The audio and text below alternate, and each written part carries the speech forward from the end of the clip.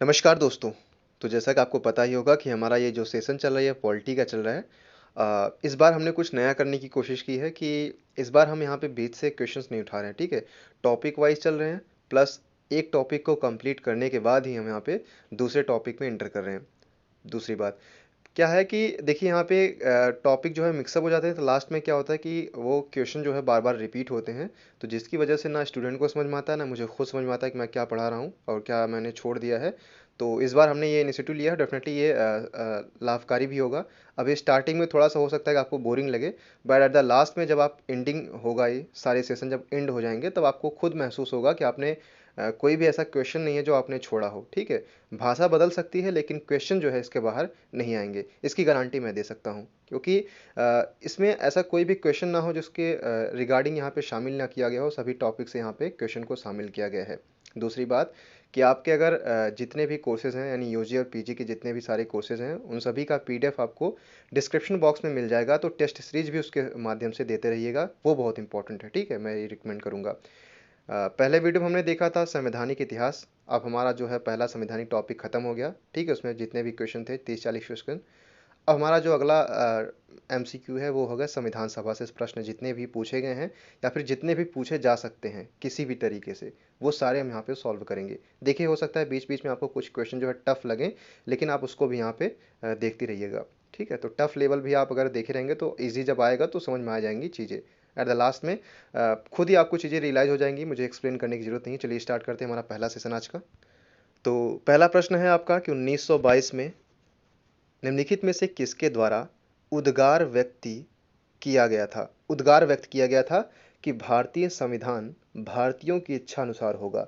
ये कथन जो है किसके हैं, ये आपको बताना है, ठीक है? तो ये कथन है महात्मा गांधी जी के। महात्मा गांधी जी ने कहा था कि भारतीय संविधान जो होगा वो भारतीयों की इच्छा अनुसार होगा। वहीं दूसरा प्रश्न की बात करें तो दूसरा प्रश्न हमारा है सन 1924 में किसके द्वारा ब्रिटिश सरकार से यह मांग की गई कि भारतीय संविधान के निर्माण के लिए संविधान सभा का गठन किया जाए। यानी संविधान सभा की मांग किसने की थी, सरल शब्दों में देखा जाए तो मोतीलाल नेहरू के द्वारा संविधान सभा की मांग की गई थी। ये काफ़ी इंपॉर्टेंट क्वेश्चन है, ये इसको देख लीजिएगा। इसी प्रकार से हमारा अगला प्रश्न है तीसरा नंबर आपसे पूछा गया है कि संविधान सभा के विचार का औपचारिक रूप से प्रतिपादन किसके द्वारा किया गया था। यानी संविधान सभा जो है, इसका विचार किसने दिया था औपचारिक रूप से देखा जाए तो इसका विचार जो दिया था वो एम एन रॉय ने दिया था, ठीक है? जबकि मांग किसने की थी? मांग मोतीलाल नेहरू ने किया था। इस बात को यहाँ पे ध्यान रखिएगा। अगला प्रश्न है कि आपको पूछा गया है कि संविधान सभा को किसने मूर्त रूप प्रदान किया था, ठीक है? मांग किसने की थी? मोतीलाल नेहरू ने, ठीक है? उसका विचार किसने दिया था? एम एन रॉय ने। अब पूछा है आपसे कि मूर्त रूप प्रदान किसने किया था, तो मूर्त रूप प्रदान किसने किया था? जवाहरलाल नेहरू ने। ये तीनों इंपॉर्टेंट है, ठीक है? शब्दों को इसी तरीके से घुमा फिरा के पूछेंगे। पांचवा नंबर आपका है, पांचवा प्रश्न क्या पूछा गया इसमें? पांचवा नंबर है कि कांग्रेस ने किस वर्ष किसी प्रकार के बाह्य हस्तक्षेप के बिना भारतीय जनता द्वारा संविधान के निर्माण की मांग को लेकर प्रस्ताव पारित किया था। यहाँ पे क्या पूछा गया है कि भारतीय जनता संविधान के निर्माण की मांग को लेकर, यानी संविधान के निर्माण का प्रस्ताव कब पारित किया गया था, ये आपको बताना है। तो संविधान के निर्माण का जो प्रस्ताव था वो 1936 में पारित कर दिया गया था कांग्रेस के द्वारा। इसी प्रकार से हमारा अगला प्रश्न है छठवां नंबर कि सन 1938 में किस व्यक्ति ने वयस्क मताधिकार के आधार पर संविधान सभा के गठन की मांग की थी? वयस्क मताधिकार के आधार पर संविधान सभा की मांग की थी, ठीक है? इस बात को ध्यान रखिएगा। 1938 में, ठीक है? जहाँ पे थोड़ा सा वयस्क आ जाए, ठीक है, यंग एज वाली बात, तो ये जो है जवाहरलाल नेहरू आप यहाँ पे टिक कर दीजिएगा। सातवां नंबर आपसे पूछा गया है कि सन 1942 में जो है किस योजना के तहत यह स्वीकार किया गया कि भारत में एक निर्वाचित सभा संविधान सभा का गठन होगा जो युद्धोपरांत संविधान का निर्माण करेगी। 1942 में यह स्वीकार किया गया था कि भारत में एक निर्वाचित संविधान सभा होगी, का गठन किया जाएगा, जो कि युद्ध के जब यानी दूसरा विश्व युद्ध समाप्त हो जाएगा तो उसके पश्चात जो है संविधान सभा का निर्माण करेगी। ये किसके द्वारा कहा गया था? तो जो क्रिप्स मिशन जो आया था, ठीक है, उसी के माध्यम से 1942 में क्रिप्स मिशन आया था, तो उसने यह स्वीकार किया था कि जब युद्ध समाप्त हो जाएगा तब एक संविधान सभा का गठन किया जाएगा जो कि भारत के संविधान का निर्माण करेगी। इसी प्रकार से आपका अगला प्रश्न है 8वां नंबर। 8वां नंबर में क्या कहा गया है कि संविधान सभा के गठन की मांग सर्वप्रथम 1895 में किसके द्वारा प्रस्तुत की गई थी। ठीक है, बाल गंगाधर तिलक के द्वारा 1895 में संविधान सभा के गठन की मांग की गई थी। वहीं अगला प्रश्न आपका है 9वां नंबर कि भारत की संविधान सभा गठित करने का आधार क्या था, यानी जो संविधान सभा गठित की गई थी उसका क्या बेसिस था, किस बेसिस पे वो। तो जो संविधान सभा गठित की गई थी वो कैबिनेट मिशन के तहत उसका गठन किया गया था जो कि 1946 में आया था। ठीक है, कैबिनेट मिशन प्लान 1946 के तहत संविधान सभा का गठन किया गया था। वहीं अगला प्रश्न आपका है कि भारत का संविधान सभा किसके अनुसार गठित की गई थी। ठीक है, आपसे पूछा क्या गया है वही सेम क्वेश्चन है। ठीक है, यहाँ पे थोड़ा सा शब्द जो है खेल गए हैं। तो कैबिनेट मिशन के द्वारा ही जो कि 1946 में आई थी और इसी के द्वारा भारतीय संविधान सभा की गठन किया गया था। वहीं आपका अगला प्रश्न है कि सन 1936 में भारतीय राष्ट्रीय कांग्रेस द्वारा संविधान सभा के गठन की मांग कहाँ पर हुए अधिवेशन में हुई थी, यानी कांग्रेस का ऐसा कौन सा अधिवेशन हुआ था जिसमें 1936 के तहत क्या किया गया था, संविधान सभा की मांग की गई थी। तो 1936 में जो फैजपुर में जो हुआ था, ठीक है, भारतीय राष्ट्रीय कांग्रेस का जो बैठक हुई थी उसी में संविधान सभा की मांग की गई थी। अगला प्रश्न आपका है 12 नंबर कि कैबिनेट मिशन योजना के अनुसार संविधान सभा में कुल कितने सदस्य होने थे। तो कैबिनेट मिशन की योजना के अनुसार देखा जाए तो 389 सदस्य होने थे, किसमें, संविधान सभा में। ठीक है, अगला प्रश्न आपका है 13 नंबर कि प्रस्तावित मूल अधिकार में कुल सदस्यों का विभाजन किस प्रकार होना निश्चित हुआ था, यानी जो मूल संविधान थे उसमें जो कुल सदस्य थे उनका विभाजन किस प्रकार होना था यह आपको बताना है, किस किस प्रांतों में। तो आपको ध्यान रखना है कि ब्रिटिश प्रांत के जो है 292 प्रतिनिधि चुने गए थे, ठीक है, संविधान सभा के लिए। देसी रियासत के 93 प्रतिनिधि और मुख्य कमिश्नर क्षेत्र के 4 प्रतिनिधि चुने गए थे। ये सब मिलाकर के संविधान सभा के जो है निर्माण करेंगे, यानी संविधान का निर्माण करेंगे, इसलिए उपयुक्त सभी ऑप्शन सही हो जाएगा हमारा। वही अगला प्रश्न है आपका 14 नंबर कि संविधान सभा के विभिन्न प्रांतों के लिए 292 सदस्यों का निर्वाचन होना था। अब इनमें से कांग्रेस के कितने प्रतिनिधि निर्वाचित होकर आए ये आपको बताना है। तो देखिए 295 सदस्य जो ब्रिटिश प्रांत के थे उनमें से जो है 208 जो है सदस्य किसके थे, वो कांग्रेस के सदस्य थे। ठीक है, 200 टोटल जो है 292 थे जिसमें से 208 जो है कांग्रेस के सदस्य थे। अगला प्रश्न हमारा है 15 नंबर कि पुनर्गठन के फलस्वरूप 1947 में संविधान सभा के सदस्यों की संख्या कितनी रह गई थी, यानी जब 1947 में जब पुनर्गठन हुआ था तब इसके पश्चात सदस्यों की संख्या कितनी रह गई, तो 299 सदस्य टोटल रह गए थे। ठीक है, वहीं अगला प्रश्न आपका है 16 नंबर कि संविधान सभा पुनर्गठित जब हुई थी में देसी रियासतों के लिए कितने प्रतिनिधि थे ये आपको बताना है। तो देसी रियासतों के लिए कुल टोटल 70 प्रतिनिधि थे। ठीक है, अगला प्रश्न आपसे पूछा गया है कि पुनर्गठित संविधान सभा, यानी जब वापस से पुनर्गठित किया गया संविधान सभा में तब विभिन्न प्रांतों के लिए कुल, यहाँ पे पूछा गया है कि कुल कितने प्रतिनिधि थे ये आपको बताना है। तो जब पुनर्गठन किया गया संविधान सभा का, यानी वापस से निर्माण किया गया, तो टोटल मिलाकर के पहले 289 थे, अब वापस जो है मुस्लिम जो है प्रांत वो अलग हो गए, तब वापस लास्ट में कितने बच गए, 229 प्रांत ही प्रतिनिधि ही बचे। ठीक है, इस तरीके से देख सकते हैं। वहीं अगला हमारा है 18 नंबर कि कैबिनेट मिशन योजना के अंतर्गत संविधान निर्मात्री परिषद में प्रत्येक प्रांत की आवंटित सदस्य संख्या निर्धारित करने के लिए एक प्रतिनिधि कितनी जनसंख्या के अनुपात में था, यानी जो कैबिनेट मिशन योजना के अंतर्गत जो संविधान परिषद का निर्माण किया गया था उसमें आवंटित किया गया था सदस्यों को, तो उसमें पूछा गया है कि जो एक प्रतिनिधि था, ठीक है, वो कितने जनसंख्या के अनुपात में था, यानी कितने लोगों का प्रतिनिधित्व करता था ये आपको बताना है। तो एक प्रतिनिधि जो था वो 10 लाख व्यक्तियों का प्रतिनिधि करता था, ठीक, प्रतिनिधित्व करता था। अगला आपका प्रश्न है 19 नंबर। अब 19 नंबर में पूछा गया है कि संविधान सभा के सदस्यों को निम्न में से किसने प्रत्यक्ष रूप से निर्वाचित किया था।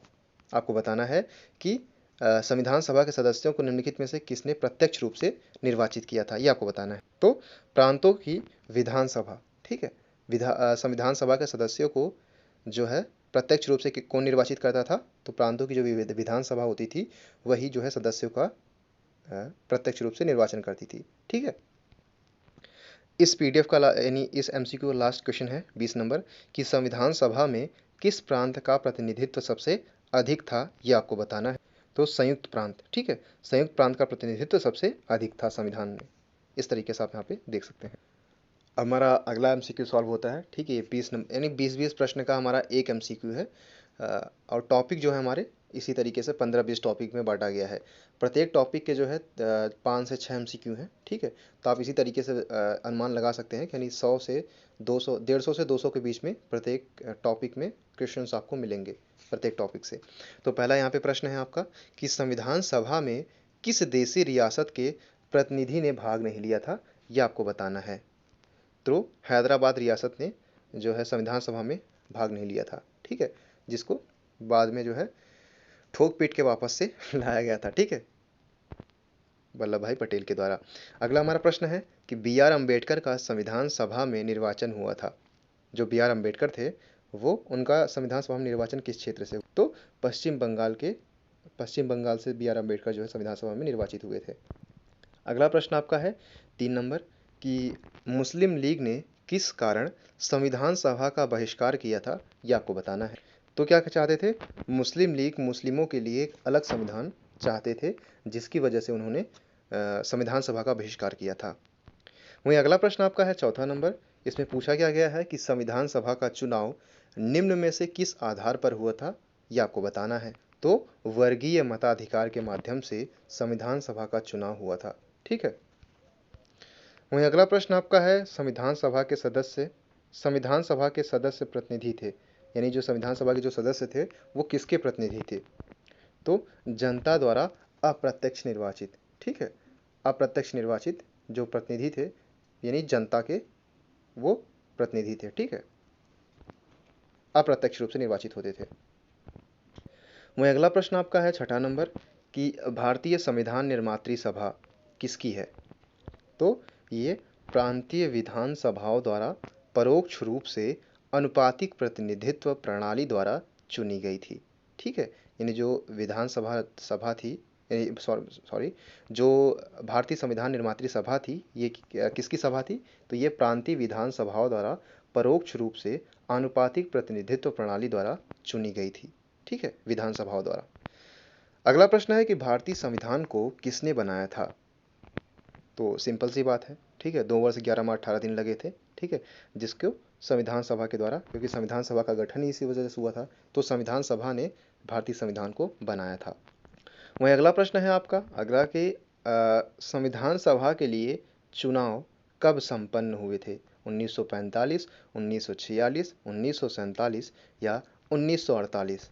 तो 26 नवंबर 1946 को जो है समाप्त हुआ था। आग प्रस्तावना को अगर याद भी होगा तो आप याद भी कर लीजिएगा, क्योंकि आगे की कक्षाओं में थोड़ा सा काम देगा। जैसे कि मुझे याद है क्लास 8th में मैंने याद कर लिया था। क्या होता है बेसिक चीज़ें उसमें, जैसे कि पूछ लेता है कि ऐसा कौन सा, अभी हम आगे की कक्षाओं में पढ़ेंगे। ठीक है, कि ऐसा कौन सा कॉन्स्टिट्यूशन था, संविधान संशोधन था जिसे हम मिनी कॉन्स्टिट्यूशन के नाम से भी जानते हैं। तो 42वां संविधान संशोधन 1976 में हुआ था। ठीक है, 44वां संविधान संशोधन 1978 में हुआ था। इसके बाद में कुछ शब्द थे जो कि प्रस्तावना में हमारे प्रियम्बल में जोड़ा गया था। प्रियम्बल हमारी कुछ इस प्रकार थी कि हम भारत के लोग भारत को एक संपूर्ण प्रभुत्व संपन्न समाजवादी पंथ निरपेक्ष लोकतंत्रात्मक गणराज्य बनाने के लिए तथा उनके समस्त नागरिकों को सामाजिक आर्थिक राजनीतिक न्याय विचार विवेक विश्वास धर्म की उपासना प्रतिष्ठा व अवसर की समता प्राप्त कराने के लिए तथा उन सब में व्यक्ति की गरिमा राष्ट्र की एकता व अखंडता सुनिश्चित करने वाली बंधुता को बढ़ाने के लिए दृढ़ संकल्प होकर अपनी संविधान सभा में आज दिनांक 26 नवंबर 1949 को एतद द्वारा इस संविधान को अंगीकृत अधिनियमित और आत्मार्पित करते हैं। हालांकि हो सकता है कुछ वर्ड जो है मिसिंग हो गए होंगे, क्योंकि मैंने कक्षा 8 में ही याद किया था और मुझे अभी तक याद है। तो ये बेसिकली मेरे सुनाने का पर्पज़ क्या था कि इसमें कुछ ऐसे शब्द हैं जैसे पंथ निरपेक्ष हो गया, समाजवादी हो गया, तो इनको क्या हुआ कि 42वें संविधान संशोधन के द्वारा जोड़ा गया था, क्योंकि ये संविधान की कुंजी भी कहलाते हैं, तो इस तरीके से भी पूछ सकते हैं। ठीक है, बी आर अम्बेडकर ने इसके बारे में कुछ कहा था, क्या कहा था वो कथन भी आपको याद होना चाहिए। इसके बारे में जो है कहा जाता है, तो वो चीज़ें हम आगे की कक्षाओं में पढ़ेंगे। हालांकि ये सेशन थोड़ा सा डिले हो जाएगा, तो हम उसको आगे के लिए छोड़ते हैं। अगला आपका प्रश्न है 9 नंबर कि भारतीय संविधान सभा की स्थापना कब हुई थी, यह आपको बताना, जो मैंने भी बताया। स्थापना कब हुई थी? तो स्थापना हुई थी 9 दिसंबर 1946 को, बनकर तैयार हुआ था 26 नवंबर 1949 को, और 26 जनवरी 1950 को जो है लागू कर दिया गया था। क्यों लागू किया गया था? क्योंकि 1930 से ही हम स्वतंत्रता दिवस मना रहे हैं, तो इसी वजह से। उसको हम आगे कक्षाओं में हालांकि पढ़ेंगे। संविधान सभा का प्रथम अधिवेशन कहाँ हुआ था, ये काफ़ी इंपॉर्टेंट है। तो संविधान सभा का प्रथम अधिवेशन कहाँ पे हुआ था? दिल्ली में हुआ था। वहीं अगला प्रश्न आपका है 11 नंबर। इसमें पूछा क्या गया है कि संविधान सभा के उद्घाटन अधिवेशन की अध्यक्षता किसने की थी? यानी जब उसका उद्घाटन हुआ था तो उसकी अधिवेशन की अध्यक्षता किसने की थी? सच्चिदानंद सिन्हा ने किया था। ठीक है। अगला प्रश्न आपसे पूछा गया है कि संविधान सभा का पहला सत्र कब हुआ था? ठीक है, ये आपको बताना है। तो 9 दिसंबर 1946 को संविधान सभा का पहला सत्र हुआ था। ये काफ़ी इंपॉर्टेंट है कि संविधान सभा के अस्थायी सदस्य कौन थे। ठीक है, तो आपको पता ही होगा सच्चिदानंद सिन्हा जी जो है वो संविधान सभा के अस्थायी अध्यक्ष थे। अब आपसे ये भी पूछ सकता है कि संविधान सभा के अस्थायी अध्यक्ष कौन थे, तो ये आपको पता ही होगा, राजेंद्र प्रसाद जो थे वो संविधान सभा के अस्थायी अध्यक्ष थे। ठीक है। अगला प्रश्न हमारा है 15 नंबर कि 11 दिसंबर 1946 को संविधान सभा का अस्थायी अध्यक्ष चुने गए थे। कौन चुने गए थे ये आपको बताइए। प्रश्न देखिए, जो प्रश्न है वो किसी भी तरीके से घुमा फिरा के पूछ सकता है। तो राजेंद्र प्रसाद जी ही जो है 11 दिसंबर 1946 को संविधान सभा के अस्थायी अध्यक्ष के रूप में चुने गए थे। अगला प्रश्न हमारा है 16 नंबर कि संविधान सभा के संवैधानिक सलाहकार कौन थे? संविधान जो सभा था उसका संवैधानिक सलाहकार कौन थे, ये आपको बताना है। तो नरसिंह राव जी, जिसे हम कहते हैं वेनेगल नरसिंह राव जो थे वो संविधान सभा के जो है संवैधानिक सलाहकार थे। वहीं अगला प्रश्न आपसे पूछा गया कि संविधान सभा के चुने हुए अस्थाई अध्यक्ष कौन थे? ठीक है, तो वही क्वेश्चन यहाँ पे रिपीट। देखिए यहाँ पे अध्यक्ष पूछा गया है, तो कौन थे वो? राजेंद्र प्रसाद जी थे। ठीक है, इस तरीके से आप देख सकते हैं। अगला प्रश्न है 18 नंबर। आपसे पूछा गया है कि निम्नलिखित में से कौन संविधान सभा का सदस्य नहीं था? के.एम. मुंशी, गोपालस्वामी अयंगर, या फिर एन एन बेग, या फिर टी कृष्णामाचारी।